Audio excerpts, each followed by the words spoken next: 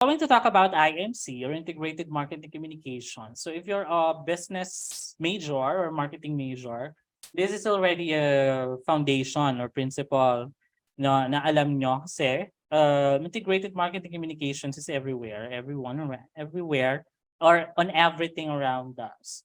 Pero if you don't get the concept yet, and it's your lucky day kasi malalaman niyo yung concept niyo today. Okay, so but before that, let me ask, why good communication is good business? Especially sa mga MSMEs, mga ganyan, mga enterprises man yan, or ano, sige lang, pasok lang kayo. Mga enterprises man yan or other businesses in general. Because an effective communication is very expensive. You might want to, put budget on specific marketing campaigns, pero if it's not cohesive, mapapagastos ka talaga and walang results na mapupunta sa iyo. And of course, the changing environment and increasing complexity of the digital era makes communication even more important since we are in the digital first world, di ba?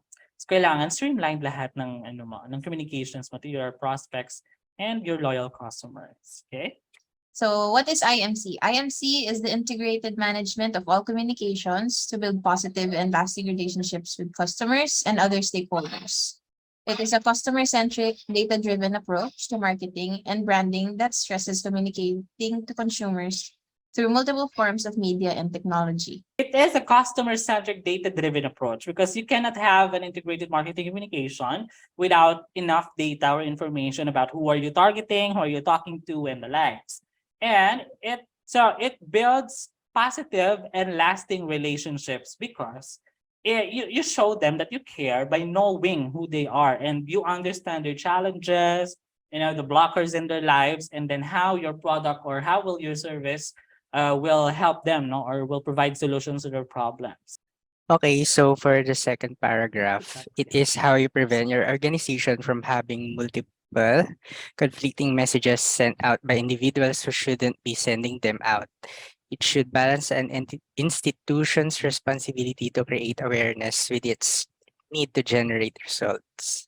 Kung yung first paragraph, it talks about the external environment, na making everyone feel better. The second paragraph is more internal.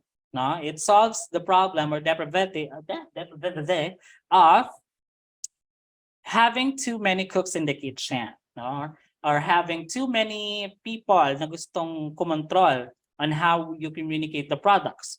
So, with integrated marketing communication, you have a singular channel or you have a singular passage of how the message will be presented to your customers, without having internal conflicts with anyone in the room. Now, let's define the different types of business na covered ng IMC. So una, B2B, business to business, alam niyo na yan. All of this are under e-commerce, so different lang siya, point A, point B. So alam niyo na to, B2B, business organizations buy and sell goods and services to and from each other. So basically, it's just like us kasi we are directly having partnerships with other companies, di ba? So that's how it is. Kapag B2B, business to business or one company from another company. So ganun lang siya. So more on industrial, more on services, support services, things like that. Kaya third-party organizations ang tawag sa mga yan. Kasi marami. A business can have multiple partners. Kaya B2B. Now, B2C is the most basic part of e-commerce because it's business to consumer. Or the widest range of customers that you can have. So business organization sells to consumers, usually retail transactions with individual shoppers. Because retail or retailers are the institutions na final contact ng product with the buyers. So parang ito yung organizations or institutions na pinupuntahan talaga ng customers with an intention to buy. But in the e-commerce sense, ito yung mga websites, ito yung mga websites, ito yung mga apps, ito yung mga online sites na pupuntahan talaga ng customer because they want to shop or they want to buy or they want to purchase. Kaya business to consumer. Now we have consumer to consumer, C2C. So saan natin madalas nakikita to? Facebook Marketplace, mga buy and sell pages, things like that, because consumer sells to other consumers. Also known as buy and sell or bidding. Minsan nagbibid din sila, magpe-present lang ng product, then merong magpe-present kung magkano yung gusto ng kunin, things like that.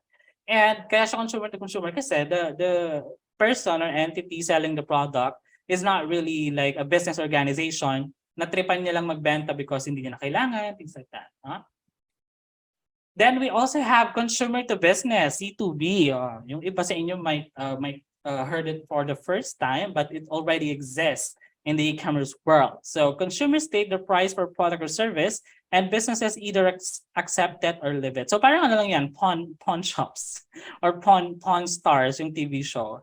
A consumer goes to a store, present a product, and offers the business or the institution to buy their product, or sometimes the business idea, or just idea for product, so parang pitch. So they will state the price, and then it's up to the business kung tatanggapin niya yung offer or not. Okay, so that's a new category in the e-commerce industry, which is the C2B or the consumer to business. Because nasanay lang tayo sa B2B, B2C, ganyan. But as we evolve, nagkaroon na ng C2C at C2B, wherein si customer na yung bida. Okay? You have to understand kung ano na yung parang current behavior ng mga customers and business owners alike. Okay? So yan nga. Okay, now let's look at the chart. So this is parang the basic flow chart, no, of how an integrated marketing communication is done in a department or in a company. So again, let's look at the chart. So again, we'll start with the marketing objective. I will start with the analysis of promotional program situation, and then analysis of communication processes after we got the information from the marketing objectives. And then after that, that's just a budget determination. So cost of distribution, cost of promotions, things like that. And then once we got the approval of the budget, we got developing of the integrated marketing communications program. So iba-iba siya ng channels, diba? So meron dyan advertising, meron sales promotion, personal selling, PR, and direct marketing. So different departments, different group of people doing those specific tasks, but of course, isa lang naman yung goal is to integrate and implement the communication strategies na mapubuo within the IMC. So after that, doon pumapasok yung monitoring, evaluating, and controlling the integrated marketing communications program. So you have to track or data-track kung inline pa din. No? So kahit iba-ibang channels yan of the communication programs, na may make sure na isa lang or tawag dito, the message is delivered, no? Kahit anong channel pa yung gamitin. So more on that later, pero ito lang talaga yung basic flow chart, no, that we have to understand how IMC works. So again, when you say integrated marketing communication or IMC, the objective is coordinate all of the company's marketing and promotional efforts to project and reinforce a consistent, unified image of the company or its brands to the marketplace. Okay, so para hindi ka mukhang sabog, hindi ka mukhang all over the place, you have an image that you want to build, you have a positioning that you want to put in the mind of your consumers. So that's why you need to follow IMC, or you need to reinstate or incorporate IMC in your strategies, especially if you have many channels available and not just social media, not just website, pangkabuuan, with different mediums that you use for your business. Okay, so we have the following IMC strategies and tactics. So the following sequence of questions should help develop an IMC program. Okay, so number one, what is target customers information gathering, decision, and shopping process? So sa number one, tinitingnan lang muna kung paano mag-decide ang isang customer. Okay, so saan niya nakukuha yung information? By Google, by reading reviews from websites, by reading reviews from other people. How will this customer decide? No? So paano siya makakonvert into awareness or interest into desire and action? And then the shopping process. So if you target moms, if you target millennials, what would be the shopping process of that specific target market? So are they the ones who always shop online? Are they the ones who always visit the store? So you have to determine that. Okay. So number two, who or what are all the media, institutions, people, or influencers with which the target customer comes in contact? In what sequence do these contacts occur? What communications opportunities do these contacts create for us? So dito mo din malalaman yung behavior ng isang customer, or you have to define, no, kung sino yung mga influencer. Okay, influencer, which is a broad term, kung sino yung mag-change ng decision for the customer to make a purchasing decision. So it's either nainganyo talaga siya with the reviews that they read or watch, no, yung mga videos ng mga nag-try ng mga products, mga ganon. Or nakakita lang sila ng advertisement talaga, or they are nainganyo because of a promotion. So you have to take into consideration all of the things that a customer comes in contact. No, kung ano yung makikita niya, ano yung maririnig niya, ano yung ma-absorb niya to make a purchasing decision. Okay, so doon pumapasok sa IMC. So the key is, of course, you have to be present at all mediums na sa tingin mo, ito yung kung saan tawag dito? Kung saan nag-exist si customer or saan siya present. And then number 3, for all these people, what attitude and behaviors do we want to affect? Okay? So unang-una na dyan, they want we want them to feel hungry pag nakita nila yung mga ads about food. We want them na mainggit dun sa mga nagbabakasyon o yung mga nag-enjoy dun sa mga pictures or videos mo. So you have to trigger some emotions that would help them make a decision again for purchase, diba? Or booking, things like that. Number 4, therefore, for each communication opportunity, what are our communication needs? What are our quantitative goals? So dito, you have to build na, no, sort of build up na kung ano yung magiging touch points ng customers with your product or your business. Okay, so are you going to use SEO strategies? Are you going to use social media, website, ads, things like that? And then ano yung magiging quantity or quantitative goals mo with those channels, diba? So are you aiming for like a certain amount of reach, inquiries, booking, sign-ups, things like that? Okay, continuing, step number 5 or sequence number 5, for each communication opportunity, given what we need to accomplish, what is the best program to accomplish it? By advertising, by PR, by sales promotions, or others. So it's a case-to-case basis, of course. So meron tayong mga tinatawag na product activations, meron tayong tinatawag na mga sales promotions. So depende on what are we going to do with the product, no, to increase the awareness or kung anong goal yung gusto natin. But we have to carefully choose kung ano yung mga gagamitin nating medium to make sure that we achieve our goals. So dyan pumapasok yung options of advertising, either offline or online, PR, di ba, yung mga ginagawa din natin yan. Sales promotions, sometimes we use people talaga or influencers to do that. And then other options na available. So hindi lang naman nag-close lang dyan sa mga categories na yan, yung pwedeng gawin. Number 6, given this choice and sequence of programs, how should the budget be allocated? Okay, so for ano naman kasi, for all companies, we have a budget limit to all of the strategies. Hindi naman pwedeng gastos all, di ba? So, well, our clients also have this, diba? Mag-share naman sila ng sasabihin nila, okay, for this month, we only have this kind of budget. How are we going to work it around para magamit, no? Dun sa mga goals natin or mga targets natin for the month. So, ganun din sa IMC. Of course, you have to carefully choose nga kung ano yung mga mediums or channels na gagamitin. And then, kung ano yung budget na ilalaan mo dyan. So right now, with our current situations, our client are realizing the importance of media buying. Kaya nag-aalat na din sila ng mga certain budget of kung ano yung mga ads na ito-target or ilo-launch per month. But some of the clients, hindi pa nila nakikita yung worth siya. Kaya hindi pa sila masyado nagbibigay ng malakihang budget. Kasi umaasa pa din sila sa organic. Okay? Number 7, who is to be responsible for implementing which part? So on our part, dito pumapasok yung designations. Okay, so you have to cascade or you have to designate specific responsibilities, tasks, and the goals or the objectives that each of us must achieve, no, within that implementation of the program. Then number 8, how will we measure the degree of success of each part?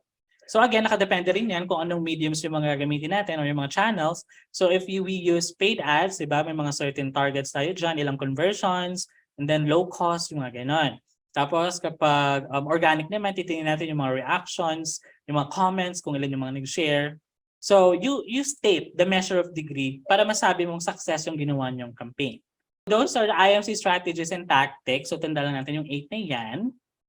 Now moving on to the next part, let's talk about the great advertising elements. So by the way, ang basis ko for this presentation are the 2 books that I shared and uploaded on our SOP. So if you want the longer version of that, kasi ito summarize lang to. If you want the longer version of that, nandun lang siya sa SOP website natin under campaign. So pwede niyong basahin yung 2 books about integrated marketing communications there. Okay? Okay, so again, going back to great advertising elements. First one, potent strategy. So the strategy is the heart of advertising. It is impossible to do great advertising if the strategy is weak or does not exist at all.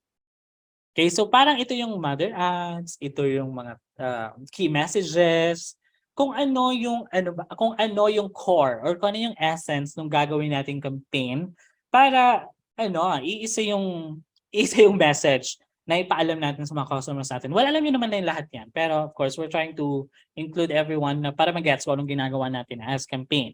Huh? So, yeah, one of the great advertising elements that we should have is a potent strategy. Okay, so ano yung strategy natin that will ensure the success of the goal that we're trying to achieve for a specific duration. Next, a strong selling idea. So in this one, it's just that we are offering a promise or a benefit to the consumer. The idea must be simple and it must be clear. The brand must be integrated into the selling idea. Okay, so madalas kasi napaghihiwalay yung branding doon sa selling idea. Because sometimes they are discoordinated, sometimes they're not really in line with each other. For example, we have Merry and Bright for hand casino. So those two does not meet at all. Kasi pag sinabing hand resorts, you're thinking of luxury, you're thinking of like premium destinations. Then when you hear Merry and Bright, it's chippy pie. It's very masa. Well, so those two does not really meet at all. Pero anyway, yun naman yung ginawa nila. So we're still trying to integrate the luxury and everything na feels ng brand into that idea. But in a great advertising, a strong selling idea should always be integrated with the branding. No? Kasi yun yung effervescence na magiging existence ng brand, ng company or ng product is the brand itself and not the messaging na pinakita lang natin or nilabas natin for a certain period of time. Next, a great advertising element also, of course, it should stand out. A great ad is memorable even when competing for attention with news and entertainment. So any form of copywriting, captions or image copies, things like that, they should always stand out. And more on about the wordings later sa ibang part ng presentation. Next, of course, it's always relevant. So prospects can always relate the advertising to their experience and to the role of the product in their lives. So kailangan nga you always put yourself into the shoes of the customer, regarding that. So dito, we understand the pain points, we understand the problems, we understand the solutions na kailangan din nila. So yan din naman yung basic na tinuturo sa promotions and sa marketing, or principles of marketing, is that your product or the way you present your product to your customer should always be relevant. Kasi otherwise, kung di naman sila makakonect, hindi ka rin nila papansinin. And of course, can be built into campaign. So no matter how clever an idea may be, if you cannot make it into a campaign, it is not a great idea. So pinaka-basic na dyan is what we call the IDA process. So now showing yan sa episode 3 with Atwell Tekatita. So when we say IDA process, we have awareness, interest, desire, and action. So that is the most basic formula you can use to generate a campaign with a single idea. So for example nga, we have, dati sa TMCC, when we have campaigns like that, di ba, pag mayroong hepatitis, mayroong kidney month, cardio awareness month, lagi tayong may series of contents na naka-inline within a week or within 2 weeks, and sinusundan natin yung phasing kung it's under attention, under interest, under desire, under action. Okay? So kasi kung meron kang great idea tapos gagamitin mo lang siya for a single post, it's not like guarantee ng success. No? Kung gaano kaganda pa yan, kung isang beses mo lang naman siya gagamitin, isang beses mo lang siya ipapakita, wala din. So some of the greatest advertising or commercial videos na nakikita naman natin, kahit isang beses lang siya ginawa or nasa isang content lang siya, isang video lang siya, may mga follow-up pa din or merong mga PR stunts na nangyayari just to keep the topic or keep the idea relevant to the people. Okay, so ganun siya. Hindi lang siya pang single use. Kailangan a good advertising or good idea should be built into a campaign. Okay, now moving forward to the creative mix for advertising or creative strategy. So before we proceed with creating different tactics to win or to achieve our goals, we have to understand the creative mix. So creative mix, ito yung components na mga kailangan natin tandaan when creating an advertising output or just any promotional output. So una, target audience, of course. You need to know who the actual end user of the product or services, who is involved in influencing and making the purchase decision, and who makes the purchase. So dito, malalaman mo or makakategorize mo kung sino talaga yung mga niche, no? Yung mga niche market mo, yung mga specific target talaga with the specific demographics, geographical locations, psychographic, behavior, interest, and everything. Okay? So target audience, hindi siya dapat laging general, but if you got many categories, you can divide them into segments. So meron kang segments ng mga working moms, pwede kang magkaroon ng segments ng students only. So yun yung tawag doon. Kaya nga, naka-segment sila because you are always checking kung sino yung probability na makapag-purchase, sino lang yung mag-i-influence doon sa may kayang mag-purchase. So parang ano lang yan, when you look at the family, usually the parents, sila yung may power to purchase, and then the kids, sila yung may influence for the purchase. So sometimes, diba, sila mismo magsasabi, Mom, I want that. Siyempre sasabihin nila dun sa may kayang bumili. So parang ganun din dito. Kaya kailangan mong kilalanin among the market segments kung sino ba talaga yung may ability to purchase or may intention to purchase. Then sino yung mga taga-influence lang. So you have another campaign for that, di ba? So ganoon naman yung ginagawa natin minsan. Just like what was intended to do sa RBA dati or sa Rural Bank of Angeles, the goal was to have farmers sign up for loans ng bank. Pero ang understanding kasi nila is that farmers are not really familiar with technology. So ang gusto nilang targetin is yung mga anak o yung mga kakilala nila na gumagamit ng cellphone. Okay, so doon malalaman mo kung sino yung influencer of the decision and then sino yung may power to do that or may power to do the purchase or to do the sign up. Okay, so parang ganoon lang din. Nag-i-streamline lang yung different understanding of the target audience to your strategies. Next, the product and its positioning. Of course, di naman mawawala yan. The product is a bundle of values. Different bundle of values offered to the consumer and is made known to the consumers through creative ads. Okay, so either you use the FAB solution, the feature, advantages, and benefits in that order. So you introduce ano yung merong bago dito that makes it unique or stand out from the competition. Ano yung advantages or what will be the life-changing effect for the customer pag ginamit nito. And then the benefits, the personal goal na maa-achieve ni customer kapag ginamit yung product.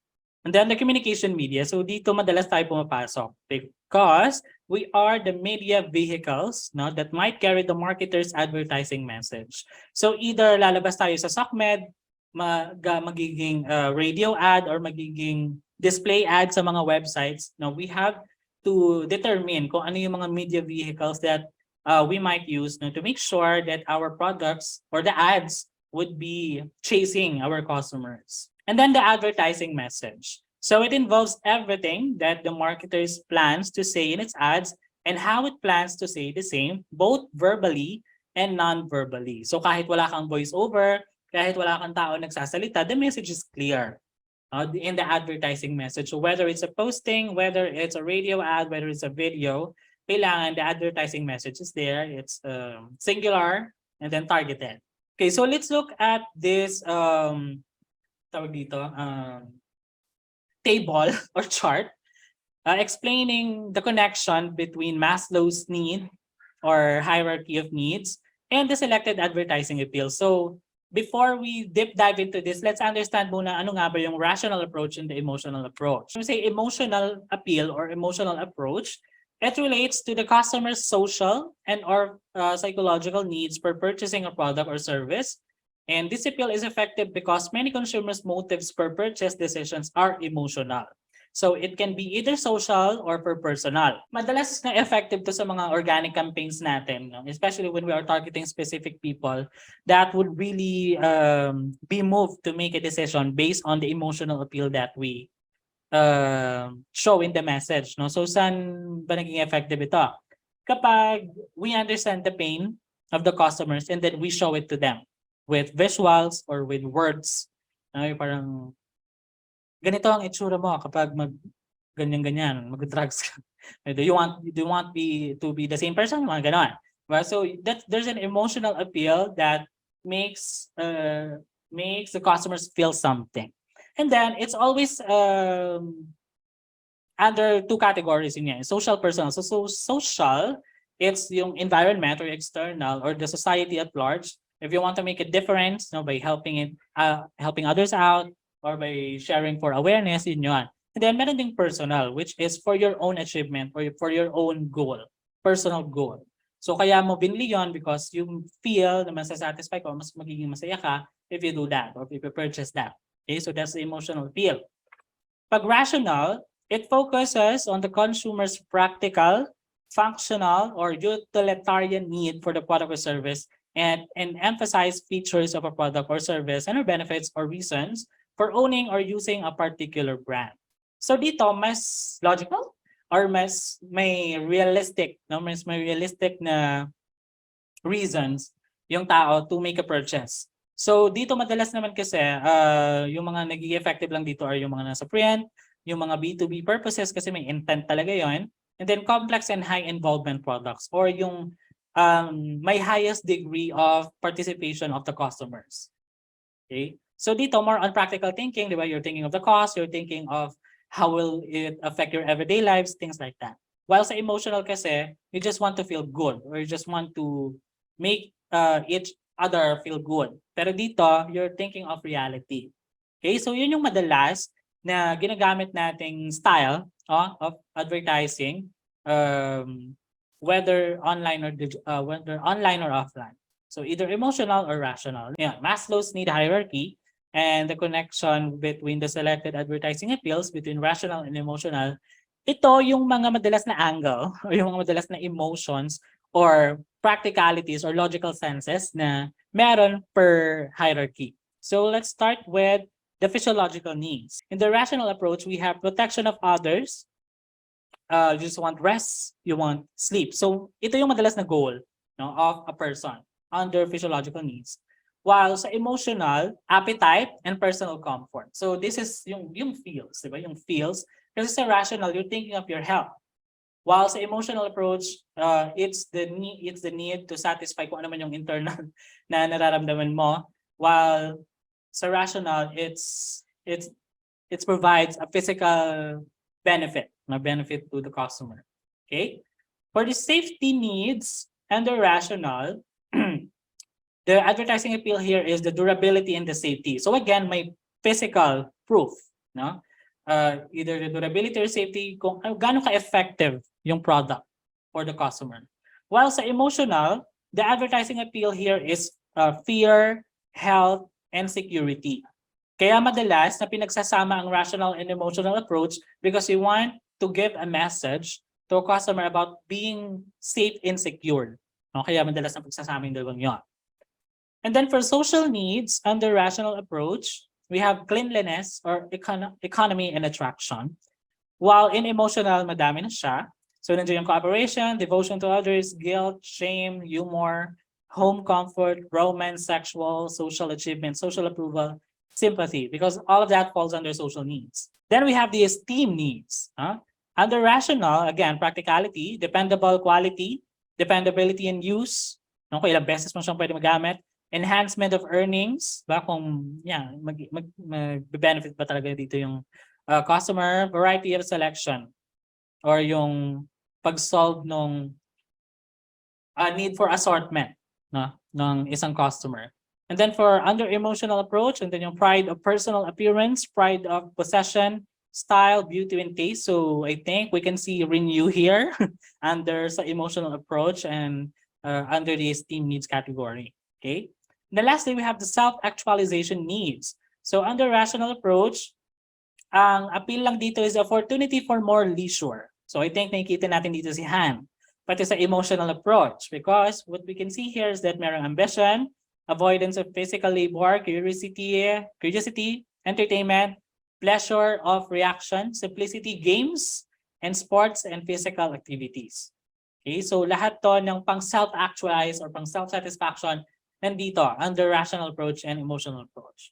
Okay, so the next time siguro no, we create a campaign, we have to think about the rational and emotional appeal of the advertising or the campaign that we're going to do and under what need of the market ba yung ito target natin or kung ano yung hierarchy or yung category. Now moving forward, now let's talk about the visuals. Kung ano yung mga nakikita. No, nakikita ng mga customers natin whether naka-print ba yan, naka-billboard, naka-post sa LED billboards or nakikita sa social media or mga display ads sa websites, diba?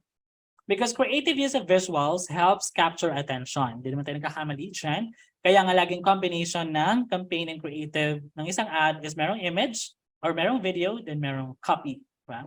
Advertising creativity is the ability to come up with fresh, perhaps unconventional, unique, appropriate, and effective ideas that can be used as solutions to an advertiser's communication problem. So madalas nga, kaya nga we are here, we are existing, no, immersed here to provide solution to those companies that don't have the capability to release the message that they want to release dun sa mga customers nila. So we assess on that part to streamline the efforts into a unified action or unified solution to help them capture attention. So sabi ni Diozzi, Masses, Benson, and Bowles, universal advertising standards are the following or should answer the following question. So the next time you create an ad or you create a campaign, make sure or think muna kung nasasagot tong 9 questions. Okay? So first, does this advertising position the product simply and with unmistakable clarity? Ibig sabihin, hindi ba siya malilito with other products? No? Kung kilala talaga siya, may position na yung product sa utak ng customer kung kilala na siya or familiar na. Okay? Number 2, does this advertising both the brand to a clinching? Going back to number 1. So kailangan, iwasan mo yung mga words, iwasan mo yung mga colors that would make the customer compare it to others, no? So as much as possible yung ginagawa natin, di ba? So tulad nga nung when we have the infinity and the orchard, as much as possible, we don't use the same elements for the both of the brands kasi nga baka magkalituhan. Pati kayo na gumagawa, magkalituhan kayo, ano bang ginagawa nyo? Orchard or infinity, right? Number 2, does this advertising both the brand to a clinching benefit? Does this make the foundation, base the foundation na ito yung life-changing benefit na makukuha mo because you use this product or because of the brand. And then number 3, does the advertising contain a power idea? So power idea is just like what we had kanina, na dapat this idea should be built into a campaign. And then does this advertising design and brand personality? Of course, so titingnan mo siya yung visual. Kung nandun yung brand colors, nandun yung brand tone and others na hinahanap lagi ng client. Is the advertising unexpected? Okay? So madalas nating maririnig yan minsan sa mga ibang clients na I've seen it before, parang ganyan. Parang nakita ko na to kay ganyan-ganyan. So you have to think, kung unexpected ba to for this brand or for this product? Pero not to go, to the point na going out of the talaga, brand personality, di ba? So it's just something na hindi siya typical, pero unique and relevant to the brand. Is the advertising single-minded? So when we say single-minded advertising, you have a clear goal of what you want to present with the brand or with the product, and the customer understands it. Okay? So point A to point B. Does this advertising reward the prospect? Pero hindi naman literal na dahil binasa mo tong post or dahil share mo tong post, mananalo ka. So, does this advertising reward the prospect na, dahil nakita niya tong ad mo, or dahil nakita niya tong post mo, makakatulong to sa purchasing decision niya. Okay? So, it always should affect how the customers make their decision. no, pag nagpakita ka. Is the advertising visually arresting? Visually arresting, nag-grab niya yung attention. So, simple as that. Does this advertising exhibit painstaking craftsmanship? So, makikita mo ba dito, ma-judge mo ba kung gaano ka-creative yung gumawa ng ad? Okay, so those are the standards na pwede nating sundan. Okay, so these are the questions that we can ask when we are doing a campaign or even when we create a single post. Okay, so that's that. Now let's go to the creative process. So this is more like on the creative team. Pero sabi kasi dito, creativity in advertising does not exist in a vacuum.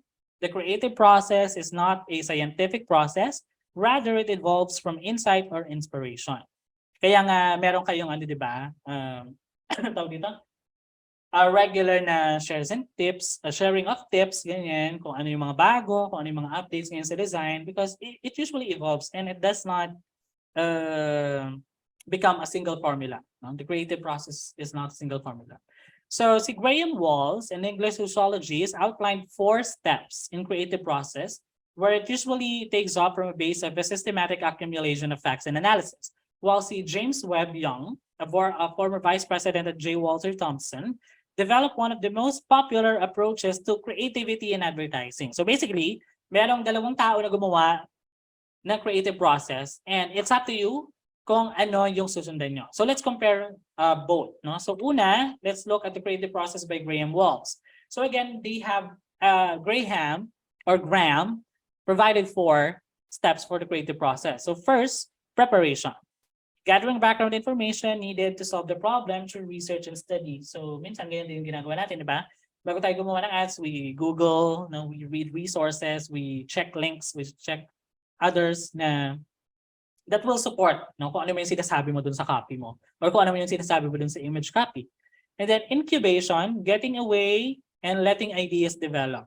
So dito, you have a clear goal on what you want to do, but ideas are not yet coming in. So nasa under ka ng incubation period, so basa-basa, tingin-tingin for pegs, for inspiration, hanggang sa ma-proceed ka sa step 3, which is elimination. Kaya elimination kasi this is the light bulb moment. This is the eureka moment kung saan, alam ko na. You see the light or solution. Alam mo na yung gagawin mo. And then 4 is verification. Refining and polishing the idea and seeing if it is an appropriate solution. Or if tama nga ba yung naisip mo. No, na, dahil ganito yung nakita ko, baka ganito yung pwedeng gawin dito sa image na to. Or minsan sa copy, ganun din. Now, according naman kay James Webb, 5 naman yung meron sa kanya. So sa step 1, immersion ang tawag, gathering raw material and information through background research and immersing yourself in the problem. So dito sa immersion, kinuha mo yung sinabi ni Miss Rose, kinuha mo yung sinabi ni Miss Ning, kung ano yung mga gusto nila, kung ano yung mga information na basic na lalagay mo dun sa ad mo. And then, you will put yourself in the POV or point of view of the customer. So, kung ako ang customer at makikita ko tong ad, how would I understand it? So, parang ganun. So, you immerse yourself into the point of view of the target market. Then number 2, digestion. Taking information, working it over, and wrestling with it in the mind. So, dito nagkakaroon ka na ng crisis, nagkakaroon ka na ng medyo in the zone moment na kung saan nagtatalo ka na ano yung mga gusto mong gawin, ano dapat yung design, ano dapat yung words na gamitin mo, things like that. While going over the existing information that you have. So, until may mag-connect or until may mag-click, nagra-run lang siya sa mind mo. And then sa step 3, which is the incubation period, you put the problems out of your conscious mind and turning the information over to the subconscious to do the work. So, dahil sa, ito yung point na dahil iniisip mo ng iniisip kung ano yung gagawin mo, naging regular, na siya ng processing in the mind mo hanggang sa, it runs in the background, so kahit hindi ka nakafocus na yun yung iniisip mo, maya-maya, may isip ka. No? So that's step 4, elimination, the birth of an idea, the eureka phenomenon. So dito yung, gets ko na, alam ko na. And then, diretso ka ng step 5, which is the reality and verification. So you study the idea to see if it still looks good or solves the problem, then shaping the idea to practical usefulness. So dito naman, may sense of rational appeal wherein titignan mo kung tama nga ba? Is it useful? Is it the good idea? Or is it the best idea out of the ideas na naisip ko? Okay, so that's the creative process presented by James Webb Young. Now it's time to ask the people from the creative process, which one do you prefer and which one do you think is already being applied to yourself? So let's ask muna si Abby. So kay Graham ka ba or kay James Webb? Ayun, kasi meron kasi siyang sa creative process niya, meron siyang yung solving the problem, which is need sa pag-create ng process for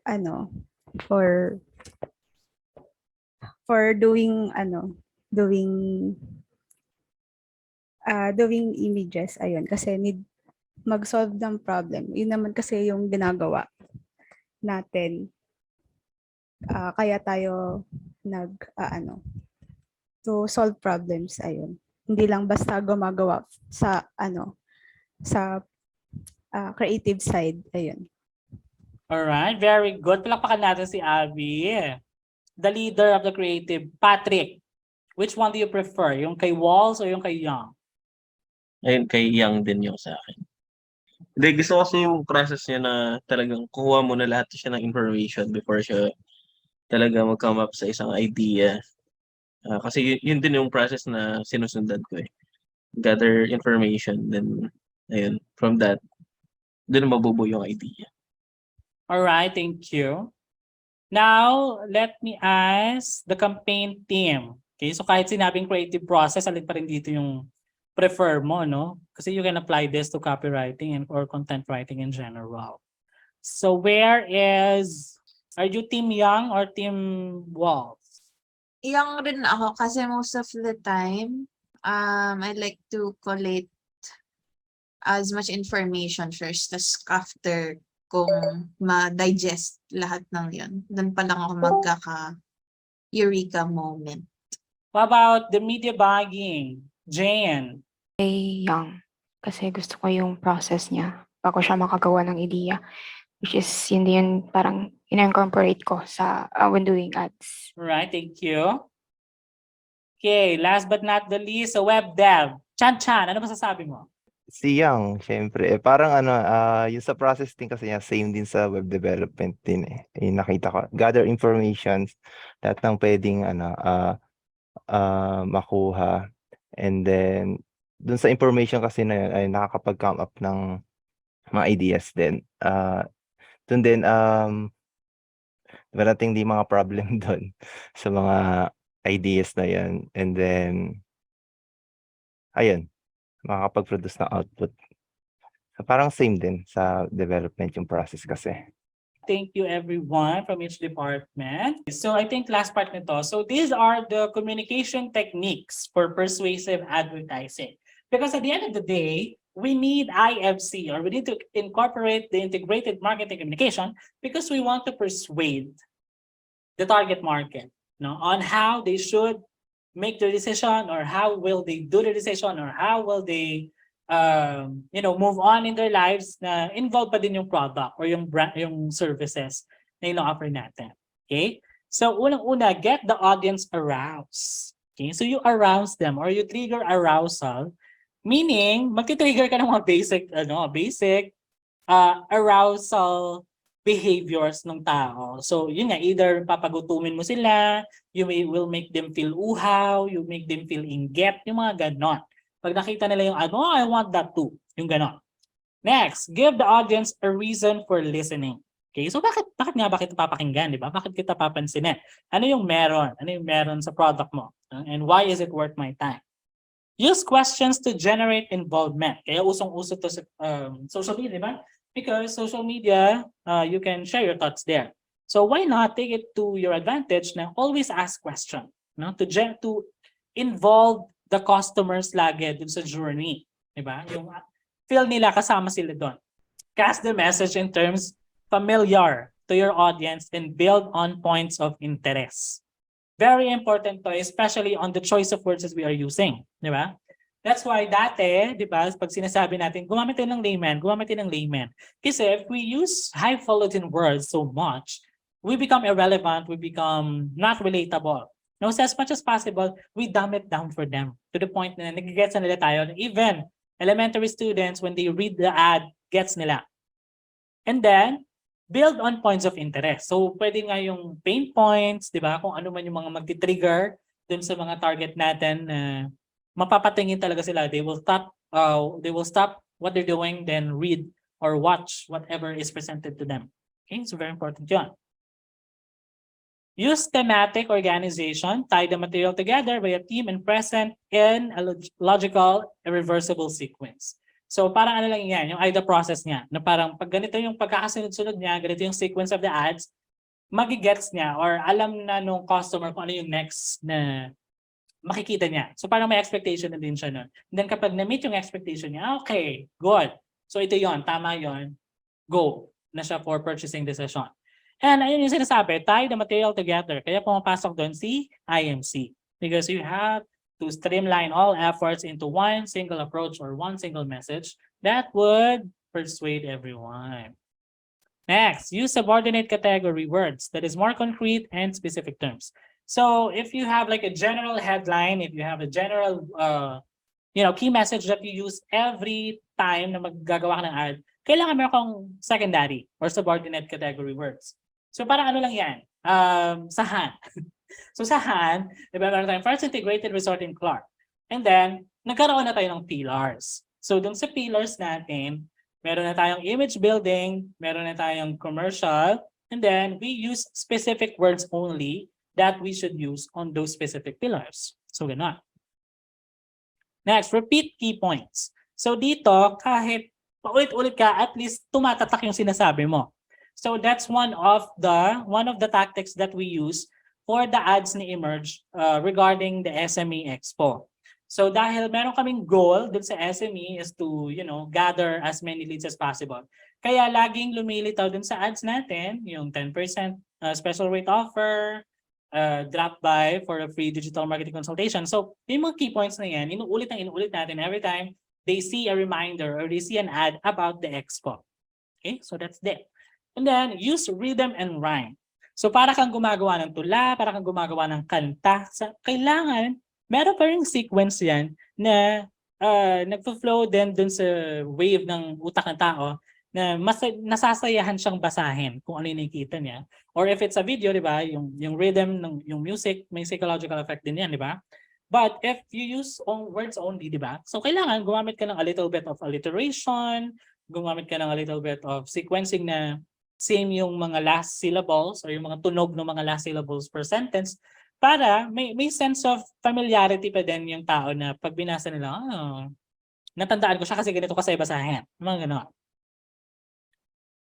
And then use concrete rather than abstract terms. But it depends, no? Kung rational or emotional appeal. Kasi kapag emotional, di ba, more on the abstract yan. Pero pag rational or kapag B2B yan or anyone involved in the business industry or service industry, kailangan concrete yung idea na lagi mo pinapresent sa kanila. So parang something beneficial na mararamdaman talaga physically. And then, use the Zeigarnik effect. So you leave the audience with an incomplete message, something to ponder so that they have to make an effort to achieve closure. Lalo na dun sa mga taong mahilig sa closure. So kapag sinabing Zeigarnik effect, ito yung cliffhanger. No, yung parang it's an open-ended ending, it's an open-ended last sequence na bahala na si customer mag-isip kung ano yung nangyayari sa ending or sa pagkatapos nung ad na yon. And then ask your audience for a conclusion. Pero not so literal na talaga natin, what do you think, no? Parang gano'n. Dito pumapasok yung share your reviews, share your thoughts about the product. Okay, so yun yan. Then tell the audience the implications of their conclusion. So minsan, kapag may mga nag-share ng reviews, may mga nag-share ng ganyan, di ba, sinasabihin natin sila, we thank you for your kind words. Pero pag complain naman, di ba, we will take this ganyan-ganyan as learning, ganyan-ganyan. So para kahit anong contribution ng customer sa iyo, kailangan ma-communicate mo sa kanila na because of what you said or because of what you told us, we take it into consideration and we will do something about it. So parang gano'n.